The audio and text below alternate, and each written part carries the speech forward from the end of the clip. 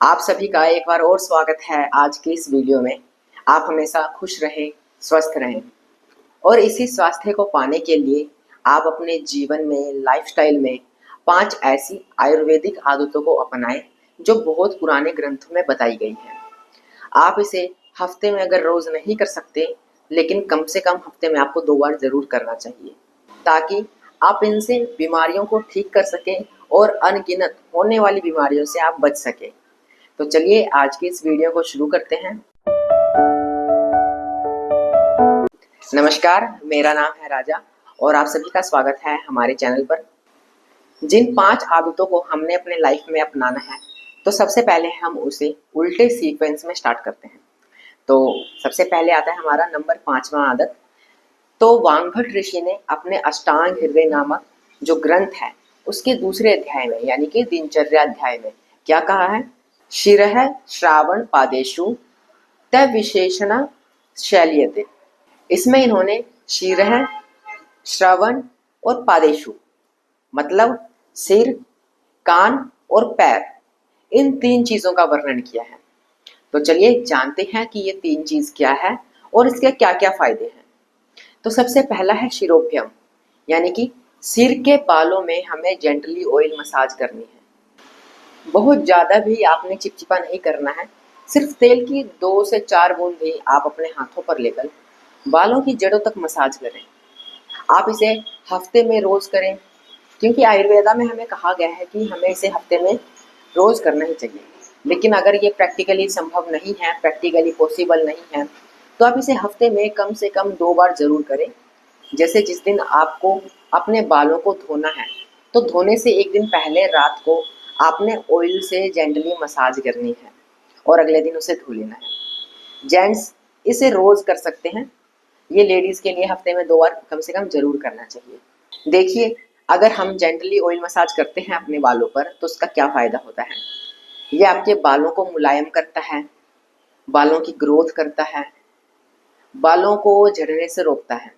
जैसे hair fall या grey hair की प्रॉब्लम रहती है, तो उसमें भी राहत देता है। जैसे हम इन सभी से बचने के लिए बहुत सारे मेडिकेटेड ऑयल भी यूज़ करते हैं, तो आयुर्वेदा में इन सभी से बचने के लिए शिरोभ्यम बहुत ही अच्छी चिकित्सा मानी गई है। अब जो हम ऑयल मसाज करते हैं, इसका सिर्फ सिर पर ही फायदा नहीं होता, बल्कि हमारे शरीर के अन्य हिस्सों पर भी फायदा होता है। जब हम ऑयल से अपने सर पर जेंटली मसाज करते हैं, तो हमारी जो ज्ञानेंद्रियां हैं उन पर भी बहुत असर पड़ता है। ऑयल मसाज हमारी ज्ञानेंद्रियों को स्वस्थ रखने के लिए, उसे अच्छा रखने के लिए हेल्पफुल होती है। जैसे हमें कंसंट्रेशन बढ़ानी है, फोकस बढ़ाना है, तो शिरोभ्यम बहुत ही अच्छी चिकित्सा मानी गई है। अब शिरोभ्यम में हमें कौन सा तेल यूज करना चाहिए? तो इसे आप अपनी प्रकृति, अपने दोष के हिसाब से प्रकृति के द्वारा दिए गए तेलों का ही यूज करें। जो कोल्ड प्रेस्ड ऑयल है उनका। दौलत राम आपके लिए सभी प्राकृतिक कोल्ड प्रेस्ड ऑयल लेकर आता है, तो इसका लिंक आपको डिस्क्रिप्शन में मिल जाएगा। अब बात करते हैं हम आगे। तो जैसे अगर गर्मी का मौसम है और आपके अंदर पित्त की प्रकृति है, पित्त का दोष रहता है और आपको गर्मी बहुत ज़्यादा लगती है, तो आपने नारियल का तेल से जेंटली ऑयल मसाज करनी है। अगर आपकी कफ और वात की प्रकृति रहती है, ठंडी का सीजन है, आपको ठंडी लगती है, तो आप तिल का तेल या सरसों का तेल भी यूज़ कर सकते हो। अगर आपको अपने बालों पर कोई मेडिकेटेड ऑयल यूज़ करना है, आप इसे घर पर भी बना सकते हो और दौलत राम ऑर्गेनिक स्टोर पर भी आपको मिल जाएगा। नीचे दिए गए डिस्क्रिप्शन में आप लिंक से मंगवा सकते हो। आप जैसे आंवला और भृंगराज का ऑयल यूज़ कर सकते हो। आप घर पर इसे कैसे बनाओगे? जैसे आंवला ले लिया, भृंगराज ले लिया और एलोवेरा ले लिया, इनका ऑयल बनाया और जेंटली ऑयल मसाज कर लिया अपने बालों पर, तो इससे आपके बाल स्वस्थ रहेंगे और मजबूत रहेंगे और साथ ही साथ आपके बालों में बहुत अच्छी ग्रोथ होगी, आपके थकान दूर होंगे, आपकी ज्ञानेंद्रियाँ स्वस्थ बनेगी, आपको नींद बहुत अच्छी आएगी। अब अगली जो है वो है श्रवण, यानी कि कर्णपूर्ण, यानी कान में तेल डालना। जो पूर्ण वर्ड है यहाँ पर, उसका मतलब है कान को पूरा भरना।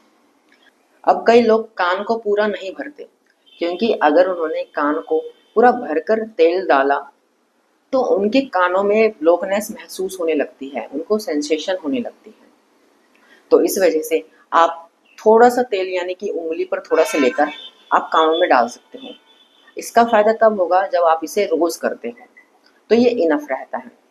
अगर आप पूरा भरकर डाल रहे हो तो इसे हफ्ते में 1-2 बार भी बहुत रहता है, लेकिन थोड़े में आपको इसे रोज करना ही चाहिए। अब हम कानों में तेल डालते हैं तो इसका क्या फायदा होता है। अब देखिए, कानों में छोटे छोटे बोन्स रहते हैं जिनका अपना एक फंक्शनिंग रहता है, अपनी एक क्रिया शुरू रहती है। इसमें अगर वात का प्रकोप बढ़ गया या कान में बहुत ही रूखापन आ गया तो आपको टिंटिस जैसी समस्याएं या कानों में आवाज गूंजना आदि समस्याएं हो सकती हैं, कानों में दर्द हो सकता है। यदि आप कानों में रोज ऑयल डालते हो, ऑयल लगाते हो, तो आपको ऐसी कोई भी समस्या नहीं होगी और आने वाले समय में भी आपको कान से रिलेटेड कोई समस्या नहीं होगी। इसी के साथ यदि आपके गर्दन में भी दर्द रहता है तो कानों में तेल डालने से गर्दन के दर्द में भी राहत मिलती है। अब अगली है पादेशु यानी पादाभ्यंग, मतलब आपके पैरों में जेंटली ऑयल मसाज करना। रात को सोने से पहले आप पैरों में ऑयल से या घी से जेंटली मसाज करते हो तो बहुत ही राहत मिलती है। अब देखिए क्या होता है कि हम दिन भर काम करते हैं, दिन भर खड़े रहते हैं, तो हमारे शरीर का जो सारा वजन रहता है वो हमारे पैरों के तलवों पर रहता है। तो जब हम रात को इससे जेंटली ऑयल मसाज करते हैं अपने पैरों के तलवों पर, तो हमारी जो नसें रहती हैं वो पिंच होती हैं और वो नसें खुलती हैं। जैसे हम दिन भर खड़े रहते हैं तो इससे क्या समस्या होती है, हमें थकान आता है, पैरों में दर्द रहता है, जकड़न रहता है। तो जब हम ऑयल से मसाज करते हैं, प्रॉपरली जेंटली ऑयल मसाज करते हैं, तो ये सभी थकान, दर्द, समस्याएं दूर होती हैं। साथ ही साथ बहुत इंपॉर्टेंट चीज़ है, ये हमारे नींद के लिए बहुत अच्छी है। हमें बहुत अच्छी नींद देता है, फोकस देता है, कंसंट्रेशन बढ़ाता है। और अगर पैरों में कोई क्रैक्स है तो उसको भरने में मदद करता है। आपके पैरों की त्वचा को मुलायम बनाता है। तो पैरों को ठीक करने के लिए, शरीर की थकान को दूर करने के लिए, आंखों की रोशनी बढ़ाने के लिए, तो इसके अनगिनत फायदे हैं जब हम पैरों में जेंटली ऑयल मसाज करते हैं। अब इसमें तेल कौन सा यूज करें। अगर आपकी पित्त की प्रकृति है, गर्मी का सीजन है, तो आप नारियल का तेल या घी यूज कर सकते हैं। अगर ठंडी का सीजन है, आपको बहुत ज़्यादा ठंडी लगती है, तो आप तिल का तेल या सरसों का तेल या नारायण तेल, महानारायण तेल, बला अश्वगंधा तेल, शिरबला तेल, कुछ जैसे आयुर्वेदिक तेल को भी आप यूज कर सकते हैं, जो मेडिकेटेड ऑयल होते हैं उन्हें भी।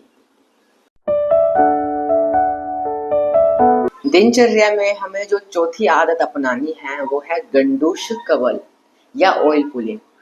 अब देखिए यहाँ पर गंडूश और कवल, इन दोनों में भेद क्या है।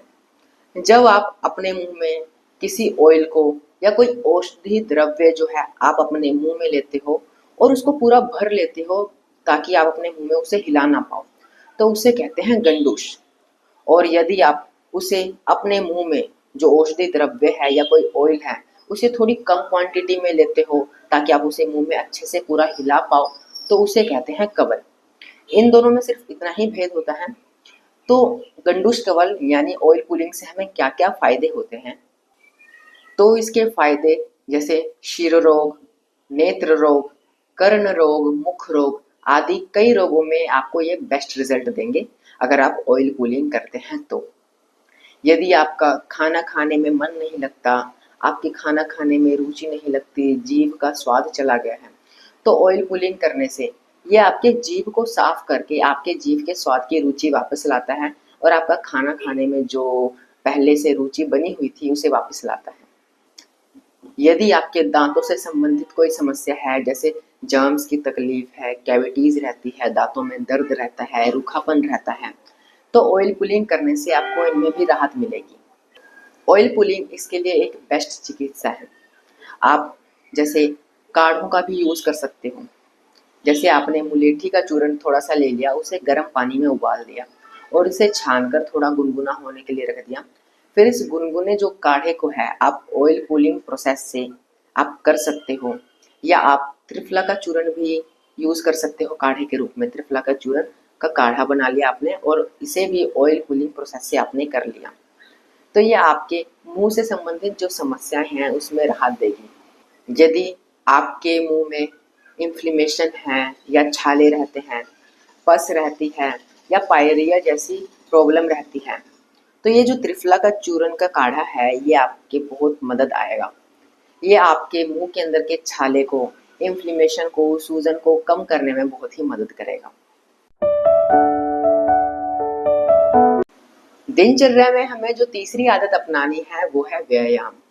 यानी हमने अपने शरीर में कोई ना कोई फिजिकल एक्टिविटी रखनी ही रखनी है, चाहे वो योगासन हो, व्यायाम हो या एक्सरसाइज हो, या आप सिंपल स्ट्रेचिंग एक्सरसाइज भी कर सकते हो। तो हमें किसी न किसी रूप में फिजिकल एक्टिविटी जरूर रखनी है। अब इसके क्या फायदे हैं, तो वांगभट ऋषि ने इसे अपने अष्टांग हृदय ग्रंथ में बताया है।